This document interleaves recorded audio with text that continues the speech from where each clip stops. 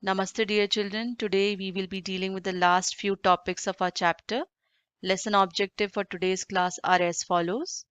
First, we are going to discuss about electromagnetic induction, then Faraday's experiment, and in the end, we will be discussing Fleming's right-hand rule. As from our previous discussion, we know that the current carrying conductor creates magnetic field in its surrounding, and that we have seen in the Oersted experiment. We also discussed when a current carrying conductor is placed in a magnetic field such that the direction of the current is perpendicular to the magnetic field, it experiences a force. This force causes the conductor to move. Now let us imagine a situation in which the conductor is moving inside the magnetic field, or we can say that the magnetic field is changing around the fixed conductor. What will happen? This all was studied by the English physicist Michael Faraday, and in 1831, Faraday made an important breakthrough by discovering how a moving magnet can be used to generate electric current. And this phenomenon of getting current to be there in the wire or a conductor is called electromagnetic induction. So we can say electromagnetic induction is the phenomenon by which the current is induced in the conductor due to varying magnetic field near the conductor. After this, we can conclude in this way, like electric current can generate magnetic field, same way varying magnetic field can also generate electric current. So electricity and magnetism now we can say are interrelated. When Michael Faraday was performing these experiments at the same time, uh, Joseph Henry was also performing same set of experiment independently, and they both concluded that the electric current is generated by magnetic field. To understand more about the experiments that Faraday performed, it's very important for us to know about the device called galvanometer. A galvanometer is an instrument that can detect the presence of a current in a circuit like any other measuring devices where we have scale, but how the scale of galvanometer is different from the other measuring devices. I hope you all are able to see over here we have a scale in which the zero is at the center and few numbers are written on right hand side and few numbers are written on left hand side. uh, Whenever your pointer is pointing to zero, this shows that there is no current flowing through it, and it can detect either to the left or to the right of the zero mark depending on the direction of the current. So basically, it helps us to detect very minute current in a circuit. At the same time, it helps us to know the direction of the current also. Other than this measuring device, few more terms are important for us to know. As in the beginning only we saw that whenever the magnet is in motion and the conductor is placed near to it, or we can say the conductor to be in motion, there is current in a circuit, and that current we were able to detect with the help of a galvanometer. Now, what is the term used for this current? So yes, that current is known as induced current, as this is a current induced in a circuit because of the relative motion between the conductor and a magnet. Now, if we had this induced current in a circuit, definitely we'll be having a potential also across the conductor. And this potential which is developed across the conductor is known as induced potential. Other than that, the term which is very important for us to know is magnetic flux. In higher grade, you will be dealing with this term in detail. You will be having formula also, but right now we will be limiting ourselves to the definition part only. So according to this definition, magnetic flux through any surface is defined as number of magnetic line of forces crossing through that surface. Now, what exactly we mean by this? Let's take an example. Suppose we have 10 magnetic line of forces. We already discussed about magnetic line of forces. These are the imaginary line which gives us idea about the direction of magnetic field or the strength of the magnetic field. So suppose we have 10 magnetic line of forces through unit area of cross section. And the other case we have 5 magnetic line of forces through again unit area of cross section. So if I ask you that magnetic flux, now you define me or tell me that which case it is going to be more with the help of a definition. So it's quite obvious that we will say in the first case where we have more number of line of forces for one unit area of cross section, and if we have to compare it with the second case is definitely more. So magnetic flux is giving us idea that how many line of forces passing through a particular area. Another term that you will come across when we will be discussing about the Faraday's experiment is electromotive force, that is also known as EMF. Don't get confused. It is not a force. It is basically terminal potential difference across the battery when no current is flowing through it, or we are not drawing any current from it. In simple, I can say whenever my battery is not in use, or we can say when the circuit is open, at that time whatever potential drop is there across the terminals of the battery is called electromotive force. So electromotive force is potential difference only. And when we say that ma- any change in the magnetic environment of the coil of a wire will cause a voltage or EMF to be induced in the coil, basically we are saying that potential to be developed across the coil. So let's start with the different experiment which are performed by Henry and Faraday. If you look at the NCERT, it's very clearly written that number of experiments are performed by Henry and Faraday to understand the electromagnetic induction, or we can say their discovery related with electromagnetic induction. We'll be discussing few over here to get idea regarding their observation. The first one you can see here, to perform this first experiment, we have taken a coil wrapped around a cylindrical arrangement, and with this coil we have attached a galvanometer that will help us to know whether there is a current in the coil or not. Now, another thing that we require over here is a bar magnet. So let's see what is going to happen. Now we are taking this bar magnet close to the coil. When we are going to take this bar magnet close to the coil, I want you all to see that galvanometer is showing deflection. What does it shows? That there is some current in a coil. But the moment you make this bar magnet stationary, over here you can see that the galvanometer again come back to 0. This shows that now there is no current in a circuit. Now again, let's see what is going to happen. Again, we are going to take the bar magnet close to the coil. Let's see what is going to happen. This time we have taken a magnet towards the coil, and again the galvanometer is showing deflection. But this time the deflection was in opposite direction. This shows that the current that is induced is opposite to what happened in a previous case. If we keep on doing this activity again and again, making the relative motion between bar magnet and the coil, then their observation were like this, that there is always a current in a circuit, and or a coil we can say. So basically the current over here is depending upon the rate with which we are moving the coil or a bar magnet.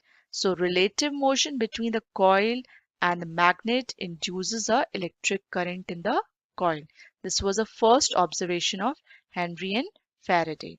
Now, if I go for the second experiment which they performed, so let's see what all we need to perform the second experiment, or what all they used to perform the second experiment. The first setup you can see here, we have taken again a coil. We are naming it as C1, and with this we have connected a galvanometer. So we wrapped it around this thing, arranged across a cylindrical setup. Now the second thing that we are using here again, another coil with, but difference is that this coil we have attached a battery. So there'll be current in a circuit. So as we all know, whenever there's a current in a circuit or current in a wire, so we'll be having a magnetic field around it. So we are naming it as C2. Now let's see what is going to happen because of the C2 coil and C1 coil. So if we are placing this C2 coil far from C1, or we can say the field is not strong enough, at that time you will see the galvanometer is not getting affected and pointer is showing us 0. Now if we take this coil close to the another coil C1, I want all of you to observe what is going to happen over here. Yes, you all must have observed that galvanometer was showing deflection. Now, so this shows that motion of this another coil, C2 coil, is responsible for the current generated in the coil C1. Now again, let's see one more time what is going to happen if we take this coil, C2 coil, away from the C1 coil. So but before that, if we make it stationary, I want you all to observe that it becomes galvanometer reading is 0. So we'll take it away from the coil C1. Again, you must have observed there was a deflection, but this time the deflection was in a opposite direction. So a direction in which you are taking the coil towards to the C1 or away from the C1 is also responsible for the direction in which the current is induced over here. Important to note down. See, all these were the observation of Henry and Faraday regarding the experiment that they were performing. First thing that they observed, there was a current in a circuit, or there was a induced current in a circuit because of the bar magnet movement or relative motion between the coil and bar magnet. Second, they have seen relative motion between the current carrying coil and the another coil where we have attached galvanometer, as well as they observed that the direction of the induced current was changing because of the change in the direction of motion of the current carrying wire or current carrying coil or bar magnet, we can say. So finally, they were writing all the observation that in a form of we can say the data. So over here, they observed that relative motion between the coils is also responsible for the generation of current, and how fast, how slow you are moving it is also giving you idea how much current is generated over here. So deflection was more when the motion was fast, deflection was less when the motion is less. So rate of in which you're moving is also responsible for that. Another thing that we can they have done, they have make the coil C2 stationary and C1 they were moving. So like in a case of bar magnet, previous experiment you all must have observed, there was a current induced current in a circuit. Same way over here also, when you're moving the coil C1, making C2 to be stationary, there was a induced current in a circuit which we detected with the help of a galvanometer. So we can write in this way that relative motion between the coil is also responsible for the generation of current induced current in a coil C1.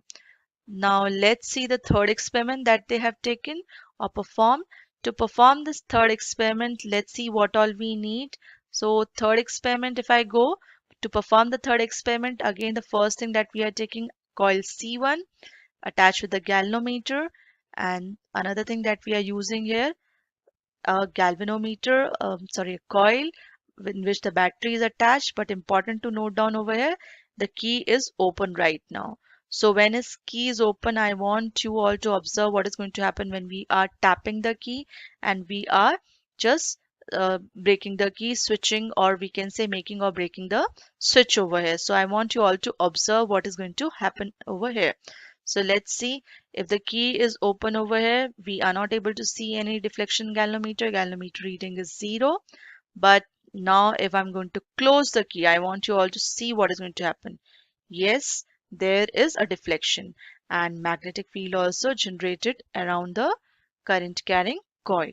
Now if you make this coil to be just, we can say, key to be closed permanently, then again the pointer was coming to 0. But just now we observed when you are taking the key up or disconnecting the circuit, there was a deflection in the coil galvanometer, and that deflection you might have observed was in a opposite direction.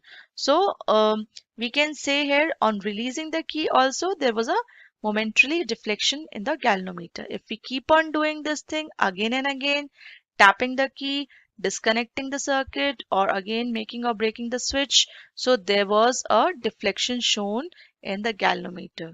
We can say here in this way that electromagnetic induction can take place even without the relative motion between the coil. What all we need to do, we have to keep on just uh, changing the current, we can say that magnetic field effect around this coil, and that field lines across this coil will help us to get current induced in the other coil. I want you all to see with me one more time these all experiment in a form of magnetic field lines, or we can say magnetic flux. So let's see this thing in terms of magnetic flux, how all these things were happening, what was the reason behind the induced current.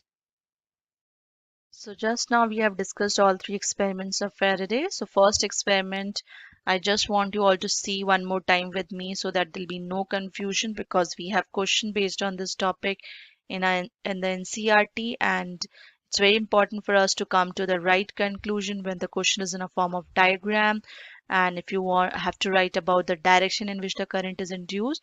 So again, experiment number one, we have taken a coil with the galvanometer and bar magnet. You can see here we have marked north and south pole of the bar magnet. Same way, if you see the second setup, we have just simply flipped the bar magnet. Let's see what is going to happen if we move it towards the coil one by one. So the first bar magnet, if I'm taking close to the galvanometer, you must have observed that both the galvanometer was showing us the deflection because of the relative motion between the coil and the bar magnet. And I hope you all must have noted down the direction also, which direction it was deflecting and which pole is developed over here in the coil also, because we know that the current in a coil, the direction in which the current is induced or the direction in which the current is moving in a coil also talk about the polarity at that particular side or at that particular surface face of the coil. Now second case, we are taking the bar magnet towards again to the coil, but this time we have taken the south pole. I want you all to observe over here when I've taken this bar magnet close to the first coil that we were having, so south pole is only generated, whereas in the second coil that we are having over here, when you're taking it, when you're taking the because that's another coil, if you see, was facing the north pole of the bar magnet, there the south pole developed. So important for you to note down each and every detail over here. And third thing that we have seen, there was a deflection, and deflection this time was not the same direction in which we were having in our first case. It was opposite. So flux, in terms of flux, if I want to show you here, again the bar magnet you can see here, the magnetic field lines. I want you all to observe how the magnetic field lines are interacting with the coils over here, and in terms of angle, in terms of number. So we can see here that magnetic flux linked with the coil changes relative to the position of the coil and the magnet due to the magnetic line of force cutting at different angle at the same cross-sectional area of the coil. You must have observed the number of field lines crossing or cutting the coil, or we can say the angle with which it is interacting with the coil was different when we are taking it towards the coil. So all these things, if we want to write in a form of observation, in a form of points, then we are coming to following points. The first thing that we observed, the relative motion between the coil and the bar magnet was responsible for the induced current, and the induced polarity of the magnetism in the coil we have seen was different for the different orientation, we can say, or the different direction of motion of the bar magnet. Third thing we have seen, the direction in the current, as we am saying, that we were able to see with the help of galvanometer, and that with the help of, basically we can say, the deflection the galvanometer.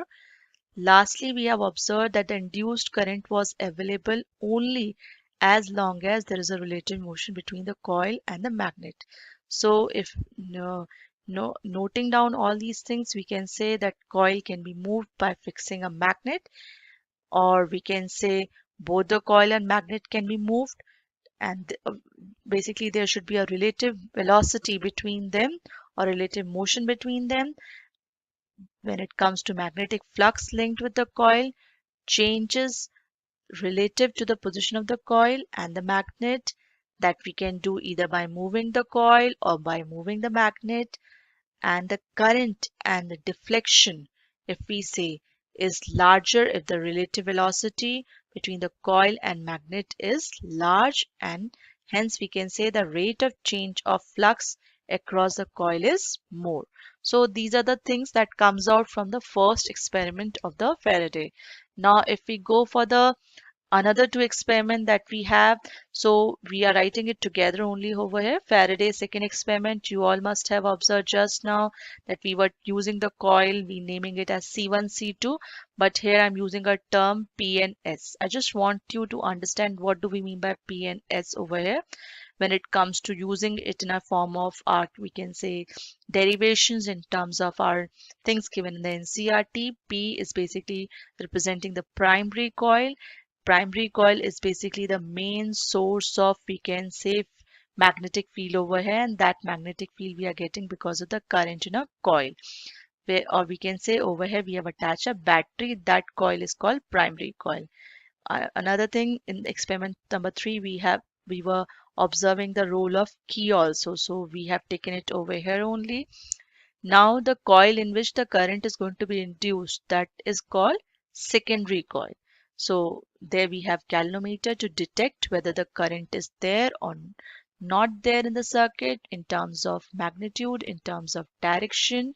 So let's see what is going to happen. So you can see here, because once you tap the key and there is a current in a circuit, you observe that for a particular moment there was a deflection in the galvanometer, and we were able to see the induced EMF, or we can say induced current in a circuit. Now, second case, if we are just releasing the key or we are disconnecting the circuit, again there was a momentary deflection and induced EMF in a circuit. So in a form of observation, if I want to write all these points, when the primary circuit is closed, current grows from 0 to maximum value, and during this period of changing current induces over here in the secondary coil because of the magnetic flux across the primary coil, and the changing magnetic flux across the secondary coil is responsible for the induced EMF or a current. So we can say here induced EMF or a current, induced current, will remain over here as long as the current in the primary coil is changing, or we can say the flux, magnetic flux linked with the secondary coil is changing. So this way we have concluded the things in a form of all the experiment, in a form of observation of the scientist, or in a form of observation of, we can say, the different setup that we have taken over here. Another thing that over here we have seen, when the primary circuit is open, the current decreases from maximum value to 0. Because of this, there is a changing magnetic flux across primary coil, and this changing magnetic flux is basically linked with the secondary coil and responsible for induced current and EMF.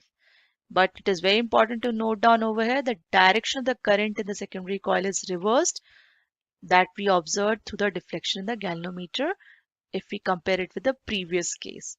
Now, so as we have discussed number of experiments performed by Faraday, and if you want to conclude all in a form of flow chart, so something like this will come out. Electromagnetic induction was first discovered by Michael Faraday, and he concluded whenever there is a relative motion between the conductor and the coil, there will be current in the circuit, and that current is called induced current. And if the bar magnet and our coil is stationary, then we will not be able to see any current in the circuit. Now, magnitude of the current depends on the speed of the movement of Fleming's right hand rule. To understand this, let's quickly start with the diagram here. So over here, I'm using my right hand to explain you the right hand thumb rule. So you can see I have used here my central finger, index finger, and forefinger to explain the rule. And if I ask you about the angle part, it's very clearly visible that all three fingers are mutually perpendicular to each other. When I say mutually perpendicular to each other, means the angle between any two pair of finger you will be able to get 90 degree. But what does these fingers representing over here? For that, we need to work a little more on the diagram part. If my index finger is basically showing me the direction of the magnetic field, or we can say is pointing in a direction of magnetic field, and thumb to be pointing in a direction of force or the motion of a conductor, then my central finger is going to tell me about the direction in which the current is going to be induced in the circuit. Very important that Fleming's right hand rule is going to help us to know about the direction of the induced current. So if we want to state it here, we can state in this manner. If the central finger, forefinger, and the thumb of a right hand are stretched mutually perpendicular to each other, and the forefinger points to the magnetic field, thumb points in a direction of motion or the force, then the central finger points to the direction of the induced current in the conductor. This rule is very, very important for us to apply effectively if the questions are asked based on the application of this rule, or especially whenever we say that find out the direction of induced current, or we are talking there the motion between the conductor and magnet, then you have to quickly understand that this over here we have to apply Fleming's right hand rule. So again, walking one more time regarding the Fleming's right hand rule, I have taken three separate pictures to help you understand this part. If I ask you about the thumb is giving me information about the motion of the conductor. We can say thumb to be pointing in a direction of motion of the conductor. My index finger is pointing in a direction of magnetic field. Then central finger over here is going to tell me about the direction in which the current is going to induced. So this way we have done with our chapter, and now you please check both the activities that is given in NCERT 13.8 and 13.9. Prepare notes for the topic using the PPT over here, the video that I'm sharing. At the same time, read out the content from NCERT. If in case you have any doubt, please do ask through comment section. Till the time, take care. Uh, Thank you.